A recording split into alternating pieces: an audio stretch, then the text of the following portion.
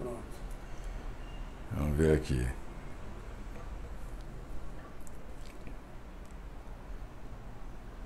Tá no ar aí ou não? Já. Tá mesmo? Sim. Diga aí se está no ar. Tá no ar. Vocês viram um ensaio anterior aí que eu esculhambei o pessoal aqui, dizendo que é um time de amadores, né? Mas é a verdade, agora está no ar, né? Então vamos lá, vamos conversar.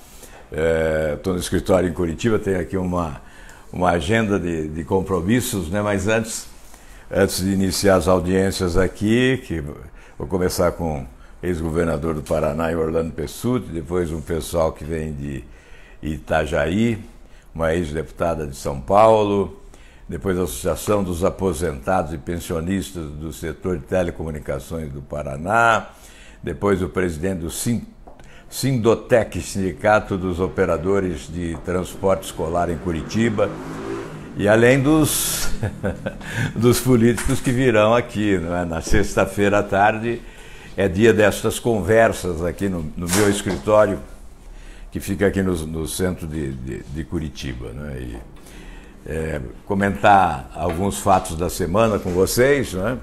Vou começar com um bastante polêmico. Divulgou-se que o ministro Paulo Guedes da Economia teria elogiado o presidente Lula, dizendo que ele não roubou nada, que o roubo ocorreu, mas foi do sistema, E logo depois ele desmentiu, dizendo, olha, isso aí é fake news, é fake news.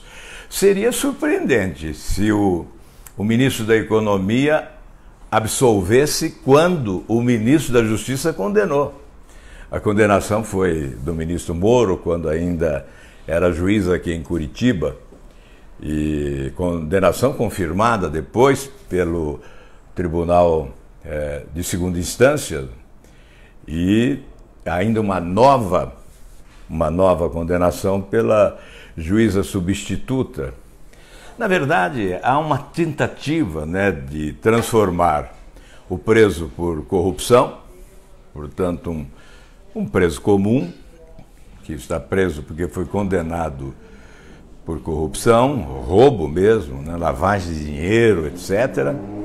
É uma série de crimes que foram praticados. Teimam em dizer que trata-se de um preso político. Não, de hipótese nenhuma. É preso comum, preso condenado por corrupção. Ocorre que não tinha... Chega o Pessutti, está chegando aqui o ex-governador do Paraná, Orlando Pessutti. Eu estou falando ao vivo aqui com o Brasil. Mostra aqui a sua cara, o Pessutão. Saudação a todos os brasileiros. Orlando Pessutti, ex-governador.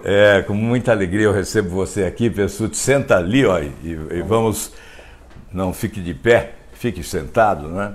Aí, aqui está também o nosso amigo Marcos Stan, que presidiu a Binacional Itaipu há algum tempo, né? Muito obrigado aí pela visita.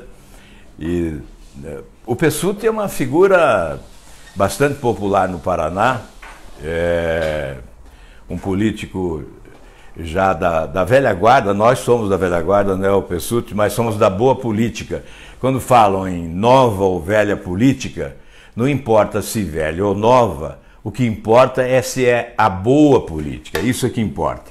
E eu estava dizendo aqui, o Pessutti, depois eu vou conversar com o Pessutti sobre política, e nós temos o dever, nós dois e mais alguns, o Olho Visto, por exemplo, o Flávio Arnes, nós temos o dever de preparar uma nova geração de líderes no Paraná para assumir esse estado quando houver esse vácuo de gerações.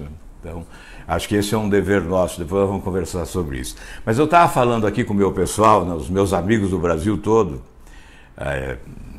mais aí de 1.200.000, né, pelo menos, nos acompanhando. Depois vem a multiplicação, aí vai para muito mais. Mas estava conversando com ele sobre um noticiário dessa semana que colocou que o ministro Paulo Guedes teria absolvido o presidente Lula, dizendo, olha, o crime não foi dele, o crime foi do conjunto, foi do sistema. E eu achei isso muito estranho, porque quem condenou foi o ministro Moro. Então, um ministro condena e o outro absolve, ficou muito estranho. Mas aí veio o ministro Paulo Guedes e disse que isso foi fake news, que ele não falou isso, que ele não disse nada disso. Então, ótimo que não tenha dito, né? Porque senão seria uma contradição, né, inexplicável dentro do próprio governo. E é bom que um governo seja harmonioso, seja homogêneo, né? Bem, esse foi um fato. Na verdade, tentam sempre, né, Pessutti, colocar o ex-presidente como vítima de uma condenação política, quando na verdade trata-se de uma condenação por crime de corrupção, lavagem de dinheiro, e com provas cabais, definitivas e refutáveis, provas que foram analisadas não só por procuradores, por juiz na primeira instância, mas na segunda instância, com ampla oportunidade de defesa, com a participação dos advogados de defesa intensamente no processo, com o tempo necessário para a defesa. Então, um elenco de provas que foram documentais, testemunhais, enfim, nós tivemos todo o processo legal respeitado. Então, é uma condenação. E nós temos que trabalhar para que no Brasil todos sejamos iguais perante a lei. É o que diz a Constituição no artigo 5º, é por isso que eu tenho insistido, repetido, persistido cansativamente que tem que acabar com o foro privilegiado, que está lá na Câmara aguardando deliberação. Eu não me conformo, eu não entendo por que a grande mídia brasileira não coloca em destaque esse fato do foro privilegiado que está lá empacado, atolado no atoleiro da imoralidade, porque essa é uma estratégia malandra para demorar, para protelar, para prorrogar o tempo daqueles que praticaram crimes e são protegidos por este guarda-chuva da impunidade, né, estandarte da impunidade, porque são autoridades colocadas lá num pedestal, não são alcançadas. Eu quero repetir aqui um número que é por si só suficiente para justificar a necessidade da aprovação do projeto que acaba com o foro privilegiado. Que nós tivemos em 5 anos, aqui em Curitiba e Rio de Janeiro, primeira instância, 285 condenações. E lá no Supremo Tribunal Federal, em 5 anos, apenas uma condenação. Aqui foram penas que alcançaram mais de 3.000 anos de cadeia, na soma, aqui Rio de Janeiro, primeira instância. E segunda instância também, porque já há ações que foram confirmadas em segunda instância, condenações confirmadas em segunda instância. Então, há mais de 3.000 anos e no Supremo apenas 13 anos. Apenas uma condenação. Por quê? A diferença é o foro privilegiado. Os que são julgados no Supremo são protegidos pelo foro e não são julgados, na verdade. A impressão que fica é que esse modelo do Supremo Tribunal Federal foi arquitetado para não funcionar. E com o foro privilegiado, que é um dispositivo constitucional que nós queremos eliminar, há uma proteção aos marginais de colarinho branco. É por essa razão que falo em seletividade. A seletividade vem da legislação vigente, que ainda abriga esse instituto execrável do foro privilegiado, que tem que acabar, que tem que ser sepultado. Então, por que não pressionar? Por que não pressionar o presidente da Câmara para que ele coloque em votação? Basta colocar em votação. Depois é com os deputados.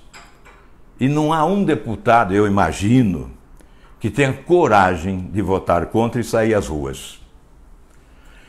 Ou o Brasil não mudará. Ou nós fazemos isso, ou o Brasil não muda. Não adianta ficar na periferia das oportunidades, defendendo, atacando, se nós não focarmos naquilo que é essencial. Por que nós estamos falando tanto em reforma da Previdência e não falamos no fim do foro privilegiado? Por que não se coloca como prioridade? Por que a grande mídia fala muito na reforma da Previdência, mas não fala no fim do foro privilegiado. Tem explicação para isso? Certamente não há explicação honesta para isso. Mesmo que fale sozinho, né? Diz que uma andorinha só não faz verão, mas é minha obrigação. Eu acho que é a obrigação das pessoas de bem desse país.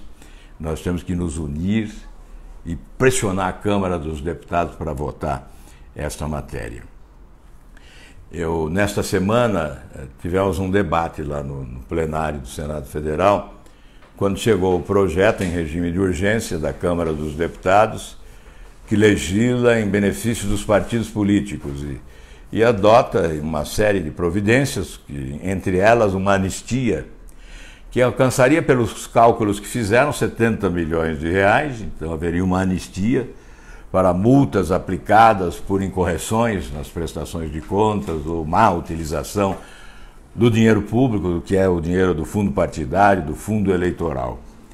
Então nós impedimos que esse projeto fosse votado atropeladamente, com um tratoramento.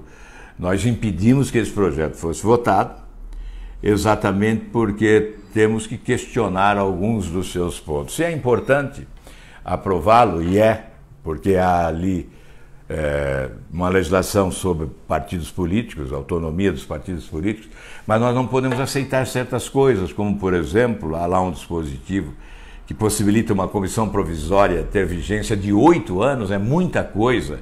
Isso é para, enfim, estabelecer um comando no partido com outros objetivos, o tal do coronelismo, né? Nós conhecemos bem isso na vida partidária brasileira. Então, mas o problema mais sério é o que diz respeito à utilização de recursos públicos. Seria uma anistia incompreensível, porque nós estaríamos anistiando mais de 70 milhões de reais. Então esse projeto volta agora para a Comissão de Justiça. Na terça-feira ele estará em debate na Comissão de Justiça e depois da Comissão de Justiça, ele irá para o plenário do Senado Federal. Uma outra discussão da semana em Brasília, eu vou apressar aqui para conversar com o Pessutti depois. Tranquilo? Pode ficar tranquilo aí, Alvo. Vamos com o tempo. Tá bom, Pessutti. Então, mas nós tivemos lá uma discussão na Comissão de Constituição e Justiça. Eu não estive presente, estava com outras atividades e outros compromissos, porque eu não integro a Comissão de Justiça, na verdade, já que transferi para os colegas de partido, uma vez que eu lidero o Podemos, e o Podemos foi o partido que ofereceu o maior número de assinaturas à tal CPI da toga, né? Então, nessa discussão eu não estive presente, mas estarei no plenário certamente para me posicionar a respeito. Houve uma rejeição à proposta de instalação de CPI da toga por 19 votos a 7, se não me engano, ou 9, ou 17 a 9, ou 19 a 7, não me lembro. O que importa é que houve uma diferença grande contra a instalação da CPI da toga. Esse assunto terá que ser submetido ainda ao plenário do Senado, conforme ficou estabelecido. Isso ocorrerá depois da Páscoa. Portanto, a CPI da toga está fadada a não acontecer, porque normalmente o que ocorre na Comissão de Constituição e Justiça se repete no plenário de forma proporcional. No entanto, nós temos que fixar nossa posição. Uma CPI do Judiciário seria importante, eu creio que sim. Seria importante, inclusive, para preservar os bons magistrados. Eu tenho enorme admiração por muitos magistrados brasileiros. Juízes de primeira instância, de segunda instância, magistrados do Supremo Tribunal Federal, do STJ, da Justiça do Trabalho. Tenho admiração por muitos magistrados brasileiros que são preparados, qualificados tecnicamente, talentosos e probos, íntegros. Isso não significa que não existem mazelas no Poder Judiciário. Vocês se lembram daquele episódio lá de São Paulo, a construção do prédio do Tribunal do Trabalho de São Paulo, quando houve um roubo e se instalou uma CPI do Judiciário. Portanto, naquela oportunidade, ninguém questionou a instalação da CPI do Judiciário, ou se alguém questionou, perdeu, porque ela foi instalada, não é? Então, é claro, questionaram, mas perderam. Ela foi instalada e deu resultado. O juiz Nicolau, para recordar bem, foi preso, né? Hoje está em prisão domiciliar, já há um bom tempo preso. E o senador Luiz Estevão também foi preso, continua preso lá na Papuda, em Brasília. Como resultado, ele teve um mandato cassado, né? Nós participamos daquela sessão, e depois foi preso. Certamente foi preso porque perdeu o foro privilegiado ao ser cassado. E hoje, quando se fala numa CPI do Judiciário, ninguém está dizendo que é para prender alguém, mas é para elucidar dúvidas em relação a determinadas denúncias que reiteradamente acontecem. Então, é da lei, é do regimento, uma CPI só pode se instalar com fatos determinados. E nós, certamente, temos fatos determinados para a instalação desta CPI.